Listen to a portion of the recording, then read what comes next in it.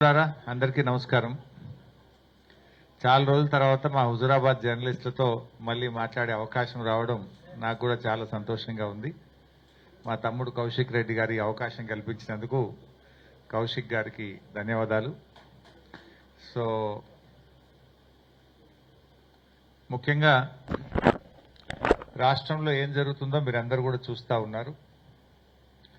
మన రాష్ట్ర ముఖ్యమంత్రికి జనరల్గా డాక్టరేట్లు పిహెచ్డీలు ఇస్తుంటారు. ఎవరైతే అద్భుతంగా రీసెర్చ్ చేసి బాగా పనిచేస్తే గౌరవ డాక్టరేట్లు ఇస్తుంటారు, బాగా చదివితే పిహెచ్డీలు ఇస్తారు. ఈ అబద్దాలు ఆడడంలో రాష్ట్ర ముఖ్యమంత్రి రేవంత్ రెడ్డికి డబుల్ పిహెచ్డీ ఇవ్వచ్చు, డాక్టరేట్ ఇవ్వచ్చు. అంటే అబద్దాలను కూడా పట్టబగలు నిర్భయంగా మాట్లాడుతుంటాడు ఆయన, గోబల్స్ ప్రచారం చేస్తుంటాడు.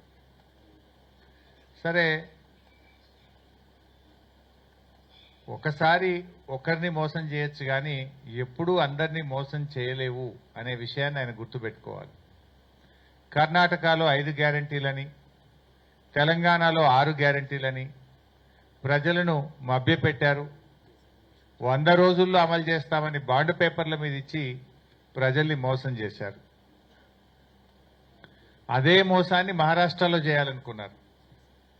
మహారాష్ట్రకు పోయి అక్కడ కూడా 5 గ్యారంటీలు అని చెప్పారు.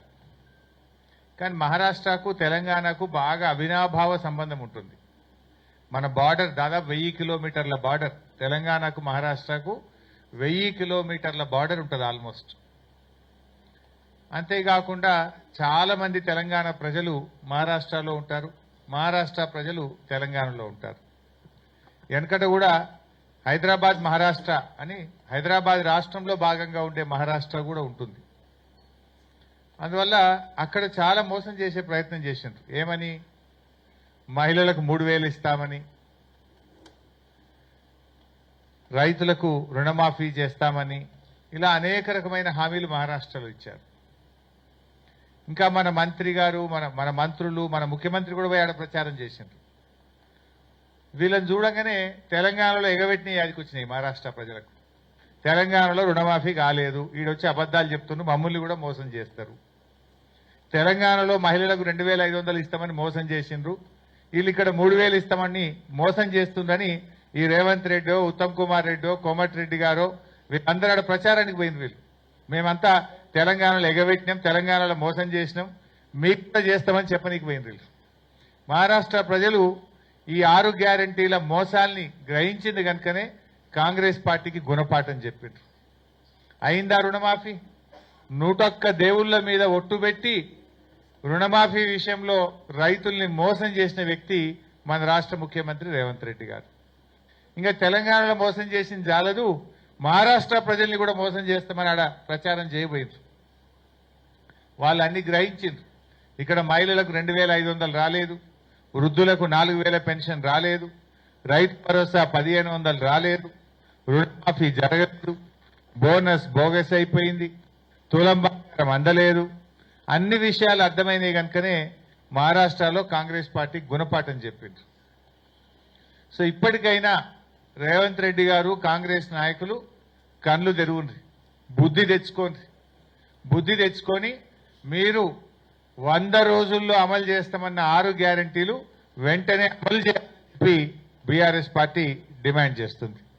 ఎందుకంటే మీరు మోసం చేసిండ్రు, బాండ్ పేపర్ల మీద రాసిచ్చి మోసం చేసిండ్రు, దేవుళ్ల మీద ఒట్లు పెట్టి మోసం చేసిండ్రు.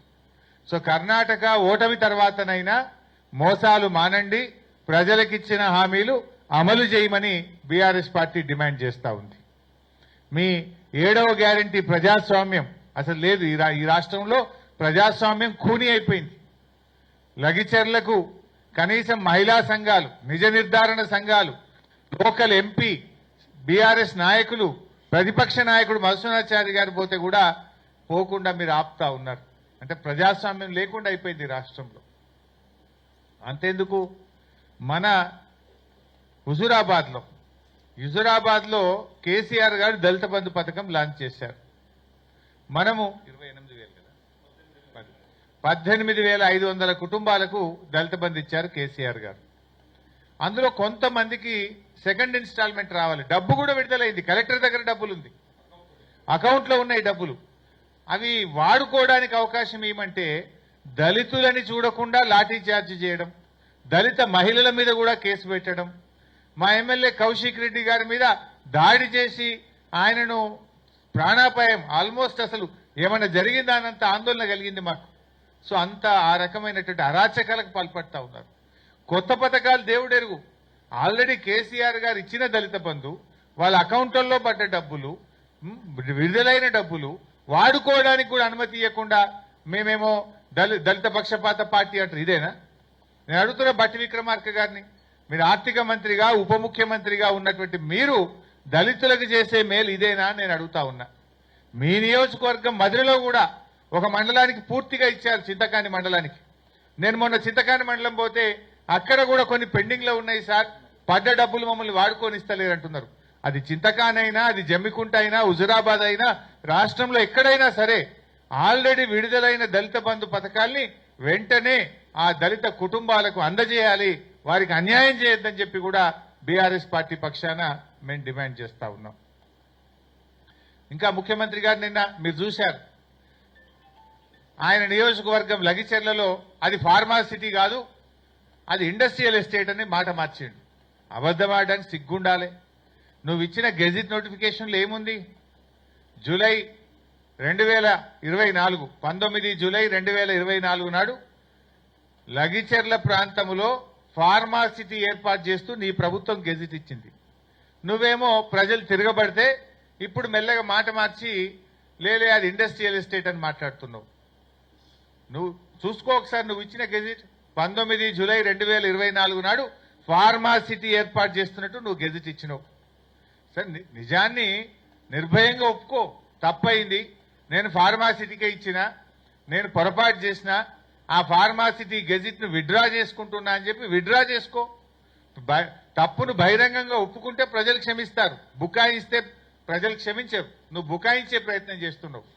19 జూలై 2024 నాడు ఫార్మాసిటీ ఏర్పాటు చేస్తూ నువ్వు గెజిట్ నోటిఫికేషన్ ఇచ్చినావు. దాన్ని రద్దు చేయి, ఫస్ట్ దాన్ని విత్డ్రా చేసుకో. అది ఇండస్ట్రియల్ ఎస్టేట్ గా మళ్ళీ కొత్త గెజిట్ నోటిఫికేషన్ ఇస్తేనే అది ప్రజలు నమ్మేటువంటి అవకాశం ఉంటుంది. అయినా అక్కడ ప్రజలు ఏమంటున్నారు? అసలు నీ నియోజకవర్గంలో నిన్ను ఓటేసి గెలిపించిన ప్రజలతో మాట్లాడడానికి నీకు ఎందుకు అంత భయం?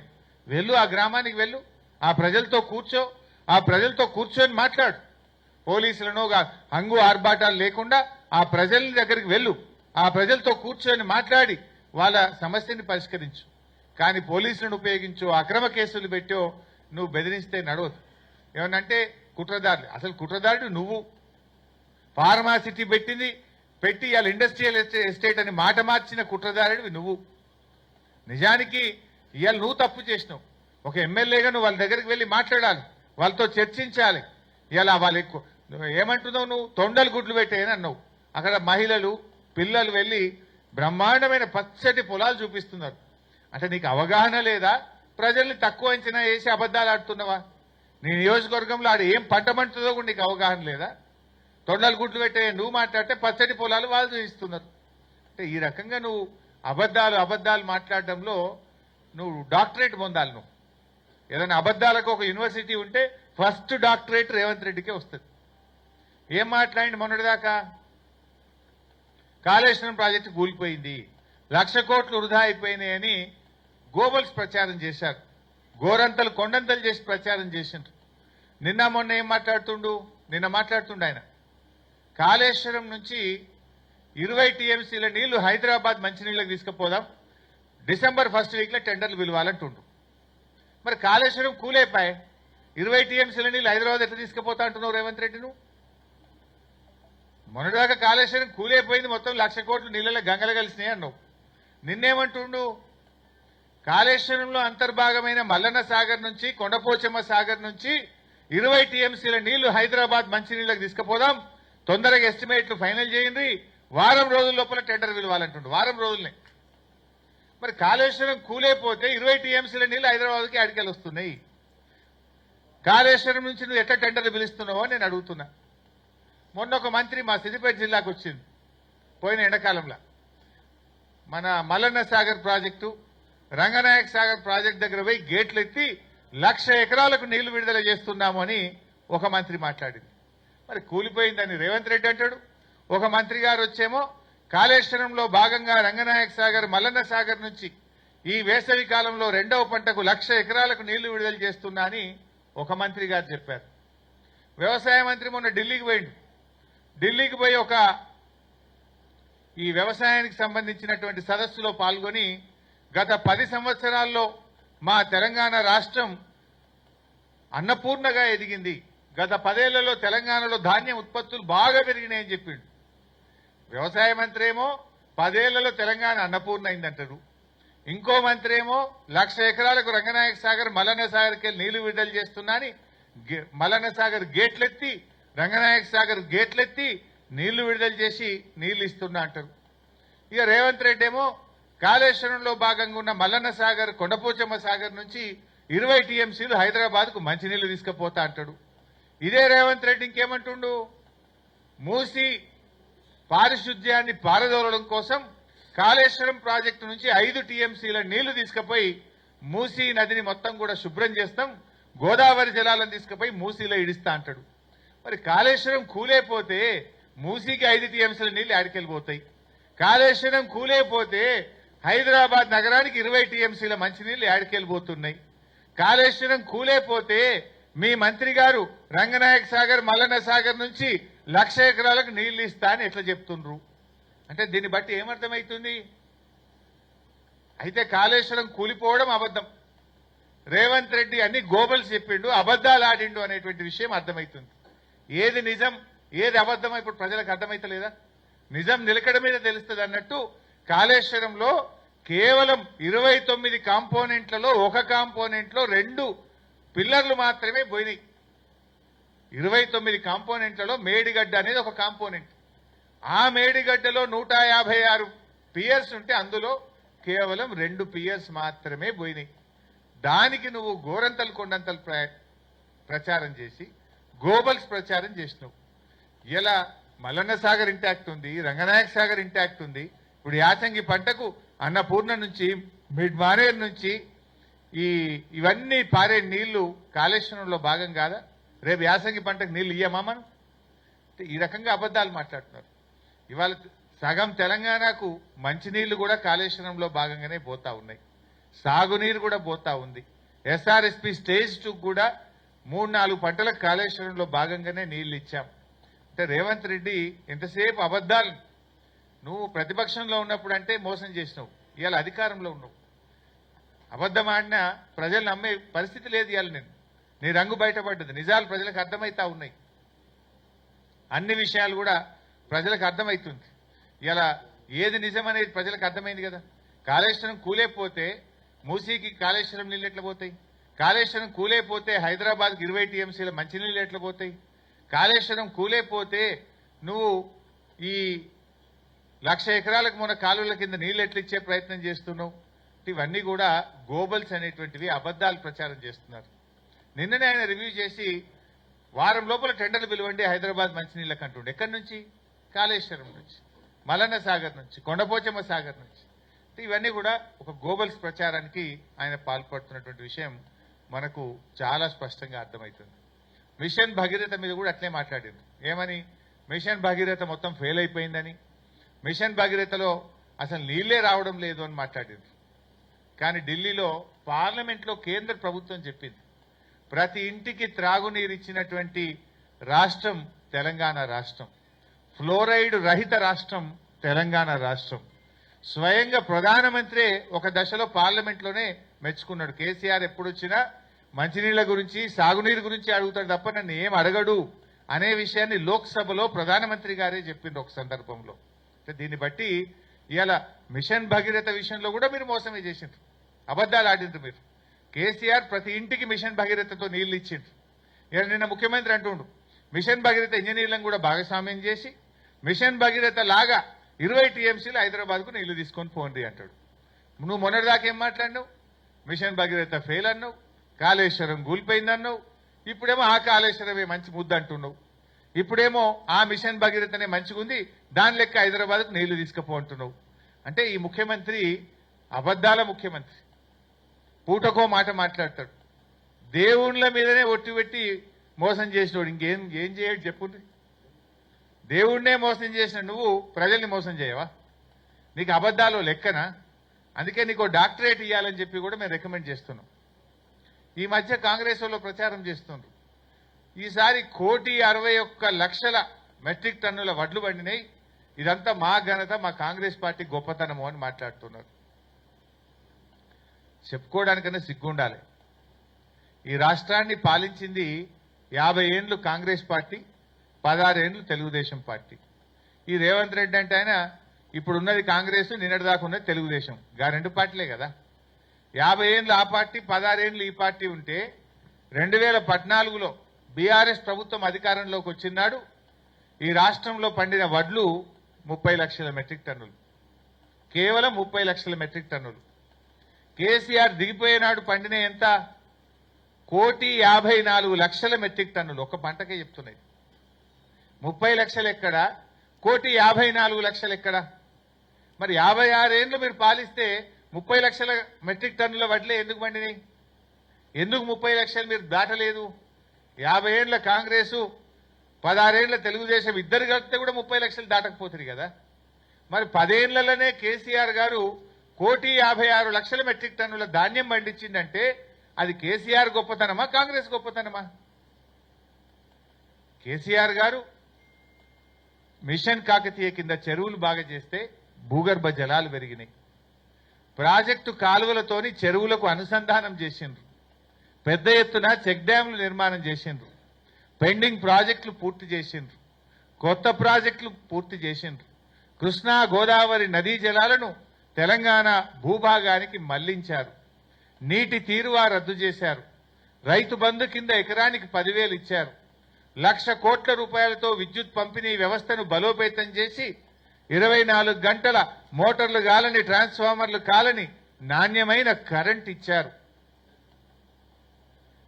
ఇవన్నీ కేసీఆర్ గారు చేయడం వల్ల 1,56,00,000 మెట్రిక్ టన్నుల పంట పండింది. మీరు చేసింది ఏమనుంటే చెప్పండి. కరెంట్ ఇచ్చింది కేసీఆర్, మిషన్ కాకతీయలో చెరువులు బాగా చేసింది కేసీఆర్, దేశంలో నగదు బదిలీ పథకం రైతులకు ప్రారంభించింది ఇదే జమ్మికుంటలో కేసీఆర్ గారు, ఇదే హుజురాబాద్ కాన్స్టిట్యున్సీలో ప్రారంభించారు. రైతులకు ఇవాళ మేం చేసినాం. ఆనాడు మీరు ప్రాజెక్టుల కింద చెరువులకు తూములు పెట్టడానికే మీరు అలో చేయాలి. ఉమ్మడి ఆంధ్రప్రదేశ్లో అప్పటి కాంగ్రెస్ అయినా అప్పటి తెలుగుదేశం అయినా అన్ని కాలువలకు తూములు పెట్టి చెరువులను ప్రాజెక్టుల కింద నింపిన ఘనత కేసీఆర్ గారిది. మీరు చేసింది ఏమైనా చేసిండ్రు. మీరు కూడా ఏం చేసిండ్రు అంటే 101 దేవుళ్ళ మీద ఒట్టు పెట్టి రుణమాఫీని ఎగ్గొట్టిండ్రు. కరోనా ఉన్న కేసీఆర్ గారు రైతు బంధు ఇస్తే ఆ రైతు బంధు పథకాన్ని ఎగ్గొట్టారు. ఇంతకు మించి మీరు చేసింది ఏముంది రైతులకు? ఒక్క మంచి పని చెప్పండి మీరు రైతులకు. వరంగల్లో 9 హామీలు ఇచ్చారు రైతు డిక్లరేషన్ పెట్టి. 9 హామీల్లో ఒక్కటి అమలైందా అని నేను అడుగుతా ఉన్నా. రైతు కూలీలకు 12,000 అన్నారు, ఇచ్చిండ్రా? కౌలు రైతులకు 15,000 అన్నారు, ఇచ్చిండ్రా? రైతు భరోసా 15,000 అన్నారు, ఇచ్చిండ్రా?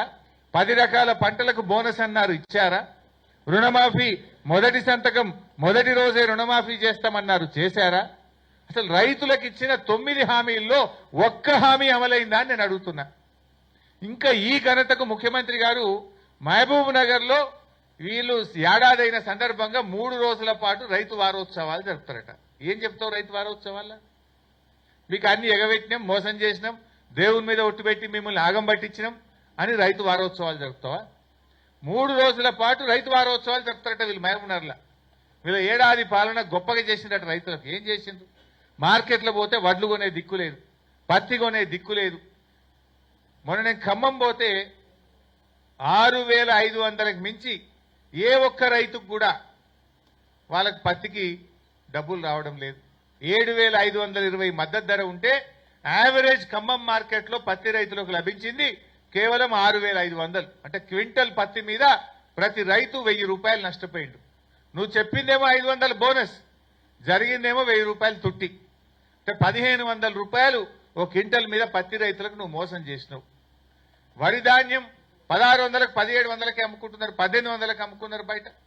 సన్నాలకు బోనస్ అన్నావు, సన్నాలన్నీ కూడా ఎక్కడ కూడా బోనస్ వస్తున్న పరిస్థితి లేదు. నువ్వు చెప్పింది 46 లక్షల మెట్రిక్ టన్నుల సన్నాలు కొంటామన్నావు.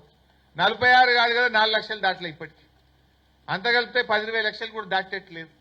అంటే అన్ని విషయాల్లో రైతుల్ని మోసం చేసిండ్రు. అందుకే ఇలా మహారాష్ట్రలో కూడా వీళ్ళ మోసాలను గమనించిండ్రు. వీళ్ళ రైతు భరోసా బోగస్ అయిపోయింది, మహిళలకు 3,000 బోగస్ అయిపోయింది, రుణమాఫీ కాలేదు, పింఛన్ 4,000 రాలేదు. కనుకనే ఈరోజు మహారాష్ట్రలో మీకు ఘోరమైనటువంటి ఓటమి. ఎక్కడెక్కడైతే రేవంత్ రెడ్డి ప్రచారం చేసిండో, ఎక్కడెక్కడైతే తెలంగాణ కాంగ్రెస్ మంత్రులు ప్రచారం చేసిండ్రో ఆడ మొత్తం కాంగ్రెస్ పార్టీ తుడుచుకుపెట్టుకుపోయింది. సఫా 2-3 నెలల ముందు మంచిగుంటే వీళ్ళు పోకముందు కాంగ్రెస్ గెలుతుంది అన్నట్టు అన్నారు. ఎప్పుడైతే వీళ్ళు పోయినరో వీళ్ళ ముఖాలు యాదికి వచ్చినాయి. వీళ్ళు తెలంగాణలో అన్ని ఎగబెట్టిరని. ఒక 3 నెలల కింద కాంగ్రెస్ మంచిగానే ఉంది, గెలుతుంది అన్నట్టుగా అన్నారు. ఆ కూటమి ఏది వీళ్ళ ఇండియా కూటమా, ఇదో కూటమి. ఈ కూటమి మంచిగానే ఉంది, గెలుతుండొచ్చు, బాగా తగ్గఫర్ ఉంది అన్నారు. ఈ రేవంత్ రెడ్డి కాంగ్రెస్ మంత్రులు ప్రచారానికి పోయినప్పటి నుంచి అది కిందికి పడ్డది కదా, లేసులేదు కదా. అందులో బార్డర్ ఏది తెలంగాణ బార్డర్లో వీళ్ళు ఎక్కువ తిరిగిరు. విదర్భ, మరట్వాడ ఆడ మొత్తం కుదిరిచిపెట్టుకుపోయింది. వీళ్ళు ఏడైతే తిరిగినరో ఆడనే ఖతమైపోయింది. అంటే ఏది బిడ్డ మీరు తెలంగాణలో మోసం చేసింది చాలదని ఇంకా మమ్మల్ని మోసం చేసేందుకు వచ్చిండ్రా అని ఆ ప్రజలు తెలివికి వచ్చిండ్రు, మంచిగా బుద్ధి చెప్పారు మీకు. ఇప్పుడు నేను చెప్పదలుచుకుంది ఏంటంటే ఫైనల్ గా మహారాష్ట్ర ఓటమితోనైనా కళ్ళు తెరుగుండ్రి. ఇంకా మోసాలు, ఈ పిచ్చి పిచ్చి మాటలు, ఢిల్లీకి మూటలు కట్టుడు, ఈ పిచ్చి మాటలు మాట్లాడు బంద్ చేసి ప్రజలకు మా హామీ ఇచ్చిన 6 గ్యారెంటీలు వెంటనే అమలు చేయండి. 100 రోజులు కాదు 350 రోజులు దాటింది. ఇప్పటికైనా ఇంకా మాయ మాటలు, బోగస్ మాటలు బంద్ పెట్టుండి 6 గ్యారెంటీలు వెంటనే అవ్వాతాతలకు 4,000 పింఛన్ పాత బకాయిలతో ఇయ్యాలి. చంద్రబాబు నాయుడు ఇయ్యాలి. ఇప్పుడు రాగానే పాత 3 నెలలు కలిపి మంచిగా 12,000 ఇచ్చిండు ఒకటేసారి. నువ్వు కూడా ఇప్పుడు నువ్వు కూడా 4,000 కాడికి 11 నెలలు దాటి 12 నెలలు వచ్చింది. అంటే ఒక్కొక్క మహిళకు 24,000 రూపాయలు మన వృద్ధులకు బాకీ పడ్డావు, మహిళలకు 26,000 బాకీ పడ్డావు. అవన్నీ కూడా మహాలక్ష్మి కానీ వృద్ధులది కానీ ఇవన్నీ కూడా బకాయిలతో సహా చెల్లించాలని చెప్పి మేము కాంగ్రెస్ పార్టీని డిమాండ్ చేస్తున్నాం. ముఖ్యంగా జమ్మికుంటకు సంబంధించి కూడా ఈ మొన్న జరిగిన అక్రమ అరెస్టులు కానీ అక్రమ కేసులను తీవ్రంగా ఖండిస్తా ఉన్నాం. తక్షణమే బట్టి విక్రమార్క గారు చొరవ చూపి దళిత బంధు డబ్బులు ఏవైతే అకౌంట్లు ఫ్రీజ్ చేసిండ్రో వాటిని ఓపెన్ చేసి ఆయా దళిత కుటుంబాలు బాగుపడే విధంగా చర్య తీసుకోవాలని చెప్పి బీఆర్ఎస్ పార్టీ డిమాండ్ చేస్తుంది. 9వ తారీఖు నుంచి అసెంబ్లీ ఉందంటున్నారు. తప్పకుండా మొన్న జరిగిన సంఘటన మీద రాష్ట్ర వ్యాప్తంగా దళిత కుటుంబాలకు రావాల్సినటువంటి ఆ డబ్బుల మీద బీఆర్ఎస్ పార్టీ ఆ దళితుల పక్షాన అసెంబ్లీలో కూడా పోరాడుతుంది. Thank you.